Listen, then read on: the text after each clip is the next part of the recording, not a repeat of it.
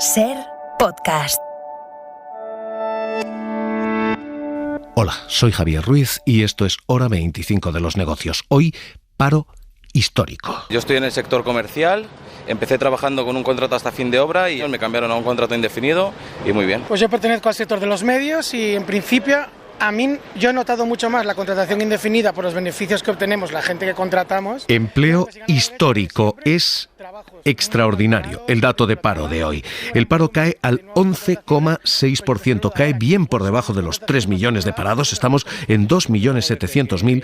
El paro ha caído 5,3% en los últimos 12 meses. Te obligaban a hacerte fijo, pero recordar, pues desde entonces no hemos parado. Y la ocupación se dispara. La ocupación llega a 21 millones de trabajadores. Nunca había habido tantos trabajadores en nómina a la vez. La verdad es que están creando mucho puesto de trabajo, están creando mucho concurso externo. Tenemos ahora mismo la menor tasa de paro desde el año 2008, desde que había una burbuja inmobiliaria en España. Esta vez sin burbuja. Tenemos la mayor ocupación de la historia de España. No hay registros que jamás hayan superado estos niveles. Es muy difícil, está complicado. Yo tengo la suerte de que siempre he tenido... Hoy, con estos datos en la mano, con todo esto, se empieza a hablar de una idea, la de pleno empleo. Es un término difuso que en los países donde se vive y se asoman, Estados Unidos fundamentalmente, se define en el 4%.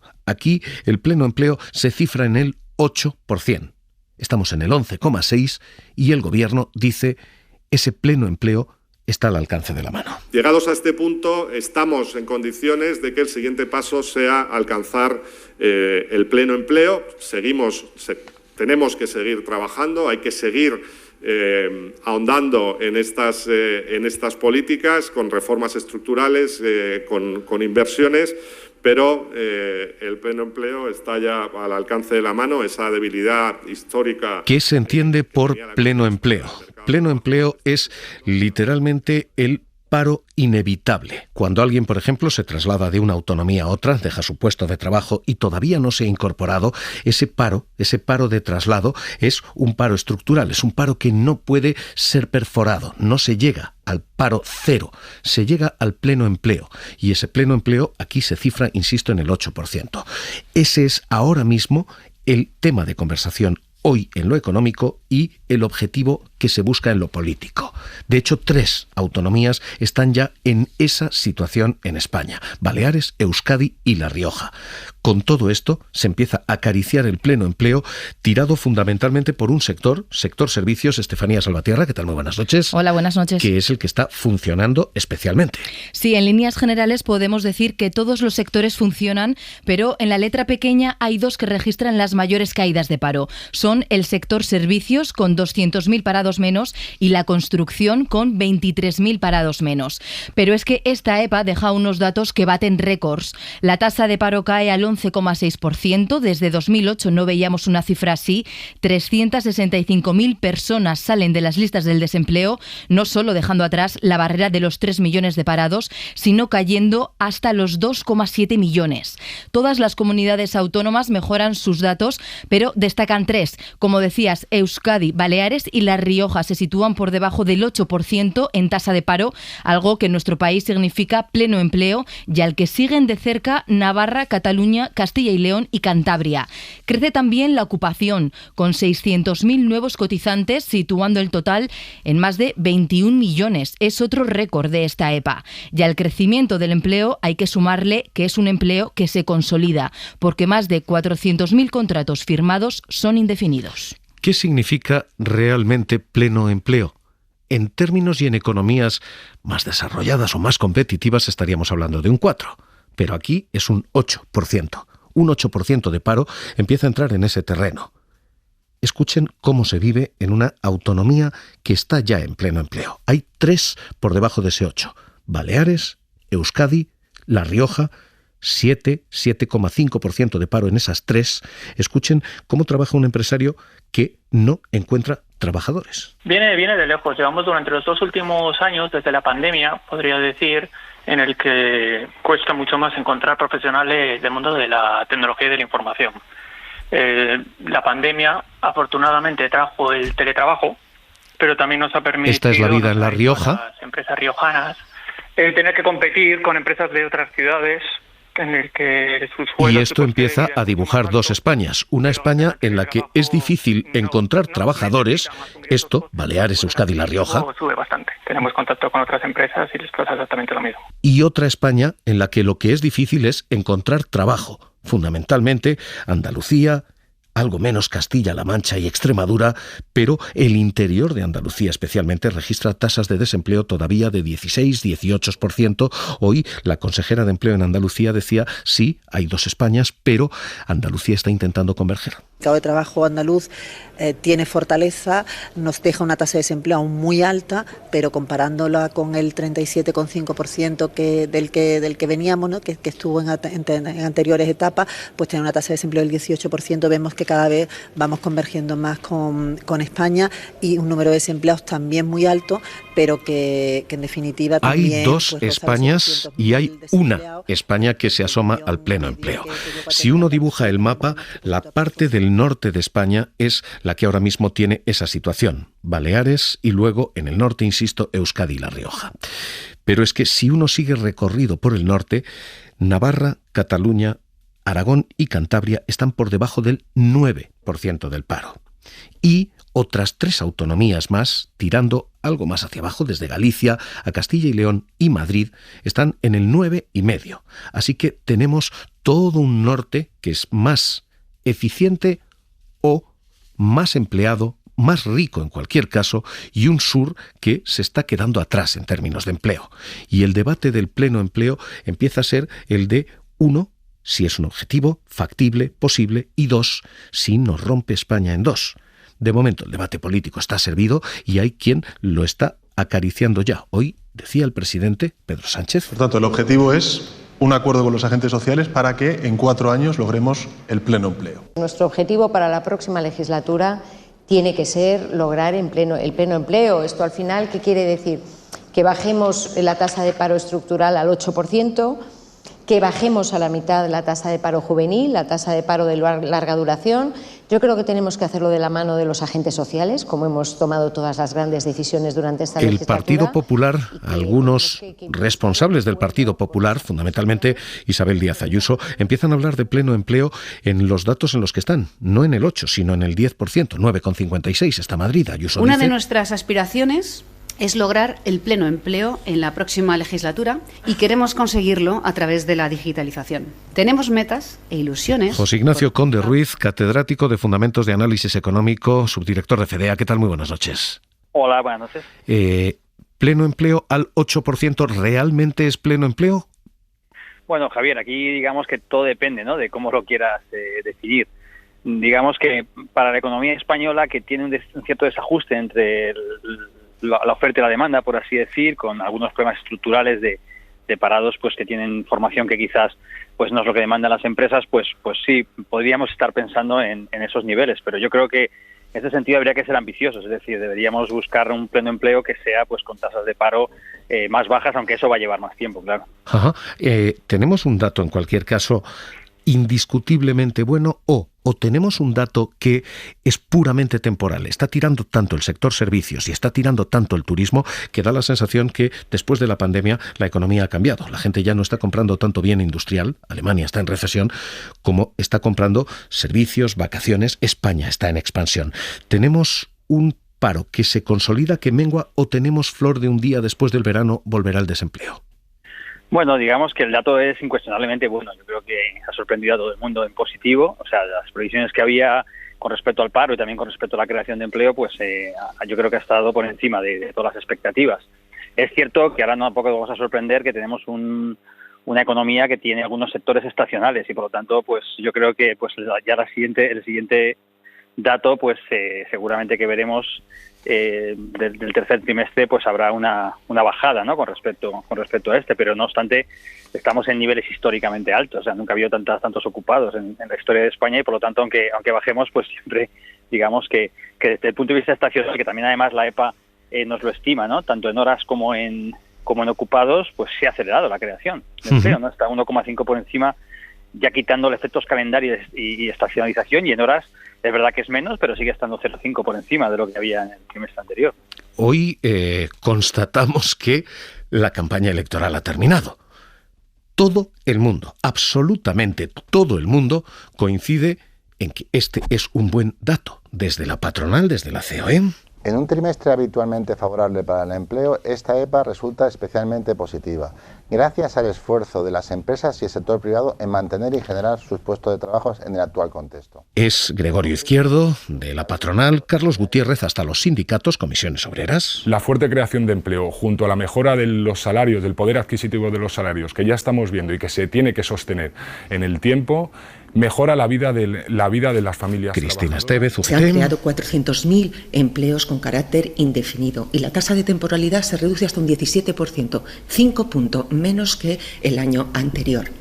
Todo el mundo coincide, todo el mundo y la Galia entera, salvo la Comunidad de Madrid, que hoy ha hecho una lectura, el gobierno Ayuso, un poco sorprendente. Escuchen a la consejera del gobierno madrileño, Rocío Albert, razona. El empleo ha mejorado, sí, pero en Madrid. No por la reforma laboral, sino por Madrid. Y preguntada, ¿por qué suben todos los demás si no gobierna Ayuso en todos los demás sitios? Hoy el quiebro ideológico es este. La EPA tiene una metodología fija, con lo cual probablemente esta contrarreforma no es donde se observa es en paro registrado, en los datos de paro registrados. Y la verdad es que desde el momento en que se introdujo la reforma laboral, pues dejó de ser un dato muy fiable, porque basta con que una persona trabaje un día para que ya figure como afiliado. No creo que sean fruto de la reforma laboral, sino fruto de la actividad económica que existe en Madrid y en el resto de España. Y tenemos que tener en cuenta que es segundo trimestre del año, que es cuando empieza sobre todo el turismo. En fin, que hoy la campaña electoral ha terminado. Hay un consenso universal de que este es un buen dato de paro, salvo una pequeña aldea en la Galia. Pero más allá de eso, José Ignacio Conde Ruiz, conseguimos el milagro económico, suben los tipos de interés y se mantiene el crecimiento 2,5%, se mantiene el empleo y se paran los precios. Bueno, a ver, es verdad que la segunda parte del año, y esto es el riesgo, ¿no?, que tenemos todas las economías, ¿no? Se tiene que ver con los tipos de interés, ¿no? Que en la medida en la que la inflación no esté controlada a nivel europeo, es verdad que en España sí que lo está, pero no a nivel de la media europea, pues nos van a subir los tipos y el objetivo es ralentizar el crecimiento, ¿no? Yo creo que este es el riesgo al que nos enfrentamos, no solo España, sino pues todas las economías, ¿no? Pero bueno, es verdad que ya empezamos un poco a ver el final de esto, ¿no? Y eso también pues genera expectativas. Se empieza a pensar que sí que puede haber una subida más del Banco Central Europeo adicional a la que ha hecho hoy, pero que a partir de ahí pues vamos a ver, y ya incluso hay gente que está pensando que incluso el primer trimestre de 2024 podrían empezar ya a caer los tipos, ¿no? Esto desde luego sería un chute de crecimiento adicional, pero sin lugar a dudas esta segunda parte del año va a ser más complicada que la primera. Mañana conoceremos el dato del PIB, que supongo que será un pelín mejor que el del primer trimestre a la luz de los datos que hemos visto hoy.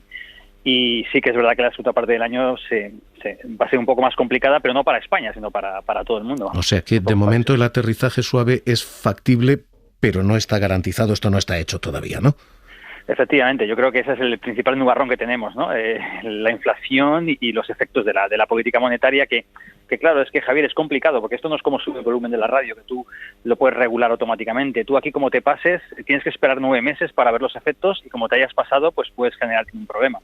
Esperemos que no sea así. Y luego siempre es lo de siempre, ¿no? Hay que prestar especial atención a los más vulnerables, ¿no? Porque es verdad que la subida de tipos para algunas familias pues les va a suponer un sobrecoste y muchas dificultades, y vamos a ver si somos capaces un poco de encontrar cómo se puede aliviar al menos a los más necesitados ahí. Pues José Ignacio Conde Ruiz, catedrático de Fundamentos de Análisis Económico, subdirector de FEDEA, gracias por estar esta noche aquí en Hora 25 de los Negocios. Un abrazo.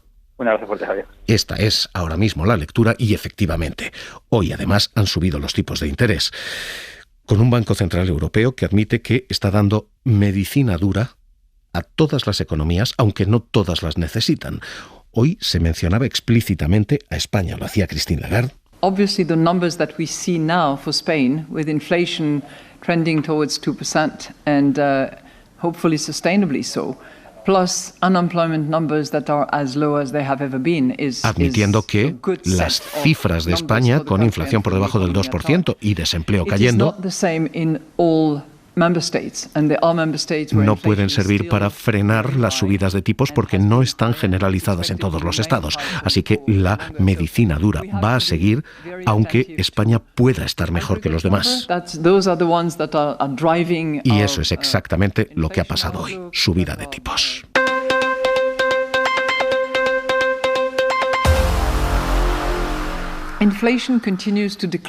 El Banco Central Europeo sube tipos de interés otra vez. The Governing Council therefore today decided to raise the 3 key ECB interest rates by 25 basis points. Sube los tipos quizás por penúltima vez. El tipo básico queda en el 3,75, nuestro tipo de referencia, el que marca la vida de nuestras hipotecas, en el 4,25%. Es el nivel más alto desde el año 2000-2001 prácticamente de la vida del euro, cuando se intentaba encarecer el euro y el crédito en aquel momento para dar sensación de una moneda sólida. Hoy los tipos vuelven a subir, aunque hoy quizás por penúltima vez. Lo que hoy hemos vivido quizás sea la penúltima subida de tipos. La montaña termina, porque el Banco Central Europeo dice que previsiblemente hará una pausa en septiembre y que quizás octubre-noviembre pueda ser su última subida. Quizás esa sea la última de todas si los datos así lo confirman, decía. We're going to take more information about how transmission is taking place, and on the basis of that, we will determine whether we hike or whether we pause. What I can assure you of is that we are not going to cut. That is a definite no. Lo que acaba de decir, lo que acaban de escuchar, es literalmente lo que va a guiar nuestras hipotecas durante los próximos 2-3 meses. El Banco Central Europeo dice, podemos estar aquí, podemos esperar aquí, esta puede haber sido la última, o puede haber una subida más, puede haber sido la penúltima, pero lo que no va a haber en cualquier caso son bajadas de tipos de interés. Así que podemos haber llegado al pico de la montaña, sí, pero esa montaña no empieza a bajar a partir de ahora. Esa montaña tiene arriba mucha cumbre durante mucho tiempo. Esto, en términos de Euribor, significa que el Euribor marca el 4,25, quizás 4,5% y no más. Pero que va a permanecer en el 4,25, 4,5 durante mucho tiempo. Y ese parece ser el camino que marca el Banco Central Europeo, probablemente algo menos la Reserva Federal, pero la Fed también ha subido tipos al máximo de los últimos 22 años. At today's meeting, the committee raised the target range for the federal funds rate by 0.25 percentage point, bringing the target range to 5.25% to 5.5%. We are also continuing the process of significant. Así que lo que tenemos a partir de aquí es una economía que no va a castigarnos más en términos de créditos, pero que sí nos va a sostener aquí en créditos muy caros. Sara Carbonell, consejera delegada de CMC Markets. ¿Qué tal? Muy buenas noches. Buenas noches. ¿Podemos esperar este 4,25, 4,5 para el Euribor para 1, 2, 3 años? ¿Cuánto? Bueno, yo creo, vamos a ver, hemos tenido una semana de mejoras, ¿no? De mejoras en cuanto a expectativas y en cuanto a todo lo que es la situación de los tipos de interés, porque en ambos casos, tanto Estados Unidos como Europa, lo que sí vemos es ese posible techo, ¿no? Entonces, en base a esto, teniendo en cuenta cómo están los tipos en Europa con la subida de hoy, yo creo que pensando en el Euribor, en ese plazo, quizás estamos hablando, lo vamos a ver un poco por debajo de eso, ¿no? Sí que es verdad que en el corto plazo estas subidas de tipos afectan a todas las economías domésticas, ¿no? A los que tienen hipotecas, etcétera. Pero la buena noticia es que en el medio largo plazo ese efecto se va a suavizar, ¿no? Y empezamos a ver por fin un dato económico muy bueno en Estados Unidos, que es el PIB, resultados empresariales muy buenos, bueno, como que la situación en algunas variables mejora. Ojo que no en todas, o sea, no hay que ser tan optimista. Hoy hemos visto a los ganadores de todo esto. Los ganadores de todo esto, obviamente, son los bancos. Hoy ha presentado resultados el Sabadell, 43% arriba su beneficio. El beneficio neto en los 6 primeros meses del año alcanzó los 564 millones de euros. Es González Bueno. Ha ganado también Unicaja. The core business is doing well and profitability is improving. net income excluding the banking tax. Todos los bancos están cobrando más por las hipotecas, pero no están pagando más por los ahorros. Sara Carbonell, con esta estrategia, los márgenes de intereses han aumentado entre un 32% en el caso del Santander hasta casi un 70 y algo por ciento en el caso de otros bancos. ¿Tenemos un negocio bancario que va a seguir o la banca ya mejor no mirarla? No, yo creo, vamos a ver, la banca que estuvo tan tocada, esto primero hay que decirlo, durante tanto tiempo, que llevamos comentando, estuvimos comentando durante mucho tiempo al revés, no todo lo que sufrió la banca en la época de la pandemia, etcétera, que es verdad que por fin, y en la época de tipos bajos, es verdad que por fin está en el momento que está resurgiendo, ¿no? Lógicamente el entorno de tipos le favorece un montón. Lo que tú apuntas, que es verdad, claro, hace que el margen de interés suba, que además es lo que más se mira cuando miras los resultados de un banco y que en el pasado nos parecía como algo bueno cuando subían un poquito, ¿no? De año en año o de trimestre en trimestre veíamos subidas de un dígito y ya en algunos casos nos parecía reseñable.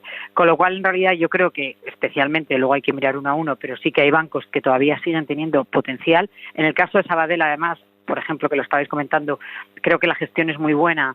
Gran parte de ese incremento de beneficios no es solo por la parte del margen de intereses y el entorno de tipos, sino que es también por la digitalización, etcétera. Y yo creo que hay muchos bancos en el caso de Europa que tienen mucho potencial y que verdaderamente están muy bien gestionados y que encima están en el entorno propicio. Esto es lo que hemos tenido hoy. Los mercados están relativamente tranquilos en Wall Street, abiertos hasta ahora y muy, muy planos. Aquí María Benítez, ¿qué tal? Muy buenas noches. ¿Qué tal? Buenas noches. ¿Qué es lo que han hecho? Bueno, pues claro optimismo en el mercado europeo, con ganancias de más del 2% en algunas bolsas. En casa, el IBEX cierra con subidas del 1% al límite de los 9.700 puntos, lo que significa que hoy ha tocado máximos anuales. Este subidón ha sido consecuencia tanto de las subidas de tipos del BCE, que han impulsado aparte de la banca española, como los últimos resultados empresariales. Entre las más alcistas de la sesión destacan Indra y Unicaja con subidas del 5%. Las eléctricas hoy han ganado. Iberdrola ha presentado beneficios 21% arriba. Pero las eléctricas, no las energéticas. Repsol, que está viendo cómo baja el precio del petróleo, cae un 44%. Hay aquí una diferencia muy clara entre quienes están compitiendo, las petroleras están en una competencia internacional feroz y los sectores regulados, las eléctricas, están viviendo con cierta comodidad incluso la bajada del precio de la luz.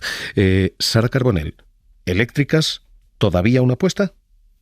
Bueno, yo creo que hay muchas que todavía tienen potencial, pero también creo que en el caso de las petroleras, que pasaría lo contrario de justo lo que hemos comentado con los bancos, que vivimos una época en el pasado donde veíamos el precio del crudo subir. Bueno, también hemos tenido muchas etapas, guerras comerciales en medio, etcétera.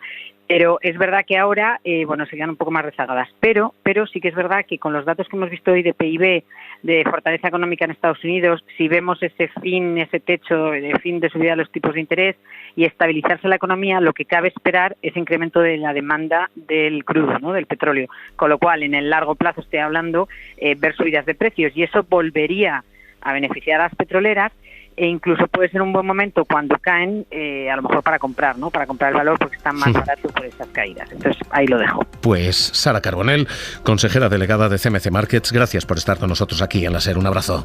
Un abrazo. Hoy, el día en que hemos leído ese paro histórico y este histórico nivel de tipos. Hora 25 de los negocios, cerramos.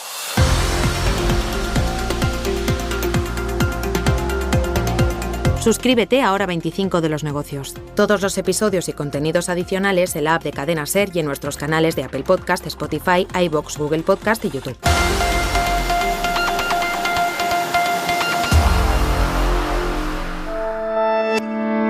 Cadena SER. La radio.